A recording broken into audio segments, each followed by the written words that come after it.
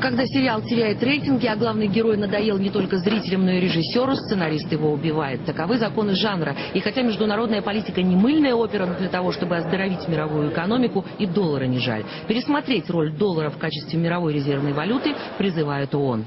Момент, когда было сделано это заявление, за последние несколько недель вот швейцарские банки как бы ответили на этот вопрос.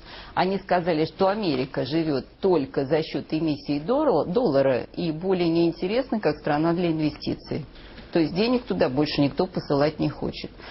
Последний аукцион американских казначейских обязательств 3 августа фактически провалился.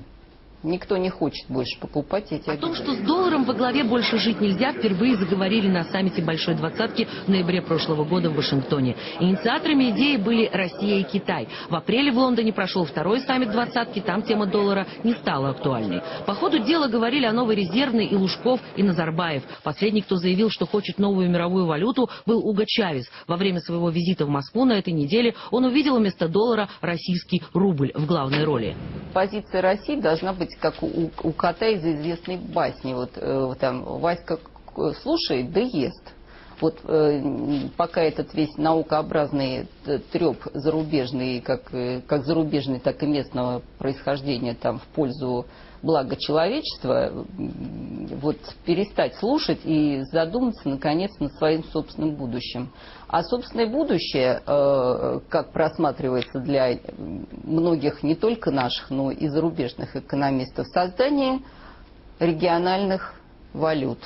Надо поднимать собственную страну, заниматься перевооружением, укреплять свою собственную армию для защиты своего центрального банка и своей собственной региональной валюты. Поскольку именно тем сейчас под разговоры о всеобщем благе и занимаются все дееспособные страны.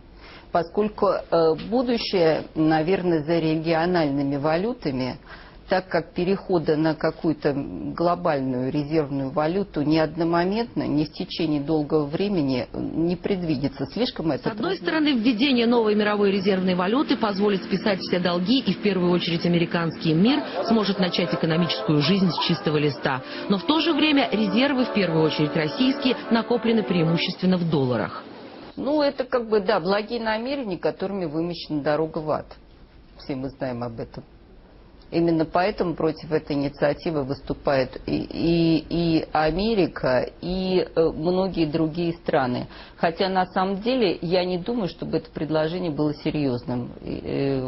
Скорее всего, и Россия, и Китай, и Франция, которые стоят обычно за всеми важными инициативами, просто пробуют почву о том, что же будет в конце концов с долларом и резервами, которые они накопили в американских долларах. Какая будет американская реакция? Уже все понимают, нынешний кризис – это крах доллара и экономики процентного кредитования, которую он создал. Но сейчас всем выгодно, чтобы доллар продержался, пока не сформируются сильные региональные валюты и союзы, способные ему противостоять. Интересно, будут ли эту тему всерьез и честно обсуждать в конце сентября на 3-м саммите Двадцатки в американском Питтсбурге?